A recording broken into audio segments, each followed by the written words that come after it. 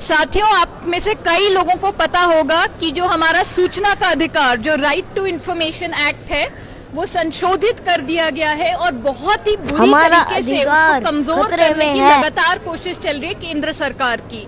हाल ही में एक data protection act, digital personal data protection act, जिसको कि शॉर्ट में डीपीडीपी एक्ट कहा जाता है, वो लाया गया है और उसमें सरकार ने सीधा सीधा ये बोल दिया है कि अब से सूचना के अधिकार में कोई भी व्यक्तिगत जानकारी आपको नहीं मिलेगी।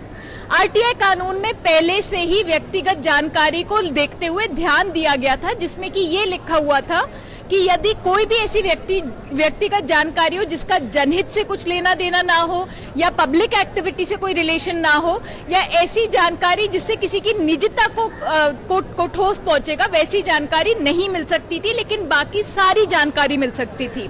डीपीडीपी एक्ट के माध्यम से सरकार ने क्या करा है, ये सारे प्रोविजंस, ये सारे प्रावधान हटा के सीधा सीधा बोल दिया कि अब से आपको कोई व्यक्तिगत जानकारी नहीं मिलेगी।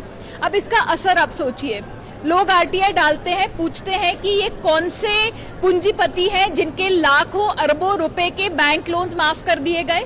आफ्टर ऑल, जब वो बैंक लोन माफ होते हैं तो आपके और मेरे टैक्स पैसे से उनकी भरपाई होती है। तो कौन है ये पसंदीदा, जो इनके चुने हुए जो कैपिटलिस्ट हैं जिनके ये लोन माफ करते हैं? अब आप उनका नाम पूछेंगे तो सरकार बोलेगी ये तो व्यक्तिगत जानकारी है, हम आपको नहीं देंगे। हम जानकारी मांगना चाहते हैं कि भाई किस किस को राशन नहीं मिला, किस किस को नरेगा में वेजेस नहीं मिले, क्योंकि अब संघर्ष तो तभी कर पाते जब आपके पास जानकारी हो। सरकार बोलेगी ये तो व्यक्तिगत जानकारी है, हम आपको नहीं देंगे। आरटीआई में लोग पूछते हैं कि हमें जजेस की, हमें सरकारी नौकरों की, हमें पब्लिक सर्वेंट्स की संपत्ति का ब्यौरा दीजिए।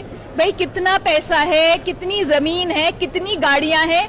कहीं ऐसा तो नहीं है कि जो उनके नॉन सोर्सेज ऑफ इनकम है उससे बहुत ज्यादा उनके पास संपत्ति है? कल को आपको बोला जाएगा कि आपको संपत्ति का ब्यौरा नहीं मिलेगा। कल को ये भी हो सकता है कि सरकार बोले कि अब से हम इलेक्टोरल लिस्ट को भी हम पब्लिक में नहीं डालेंगे, क्योंकि उसमें भी तो व्यक्तिगत जानकारी है, आपका नाम, आपका पता। तो इस तरीके से यदि ये कानून जो ऑलरेडी संशोधित हो चुका है, इसको अगर वापस नहीं लिया गया तो आज से बहुत मुश्किल हो जाएगा हमारे सूचना का अधिकार का हमारे लिए इस्तेमाल करना और सरकार से जवाबदेही मांगना। इसलिए हम चाहते हैं कि ये संशोधन सरकार वापस ले और आरटीआई जैसा था वो वैसा ही रहे।